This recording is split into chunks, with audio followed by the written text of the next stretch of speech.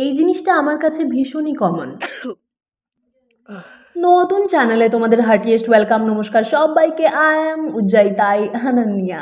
প্রথমে সকালে ঘুম থেকে উঠেই হাতে নিয়ে বসে পড়েছি হুদহুতে গরম ধোঁয়া ওঠা জিরে জল। বাপরে, বেশ গরম ছিল।